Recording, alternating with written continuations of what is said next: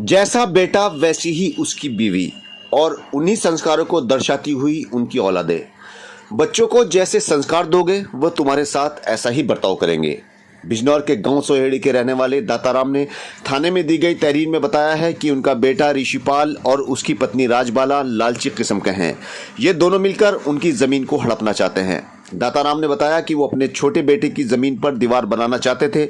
इसी को लेकर उनकी बहू ने उनके साथ मारपीट की, जिससे उन्हें शारीरिक चोट के साथ साथ दिमागी चोट भी पहुंची है कि जिस बेटे को उन्होंने पाल पोस कर इतना बड़ा किया, आज उसने ही अपनी पत्नी के साथ मिलकर जमीन के लालच में उनकी इज्जत का जनाजा निकाल दिया। पुलिस ने तहरीर के आधार पर रिपोर्ट दर्ज करते हुए कार्रवाई शुरू कर दी है।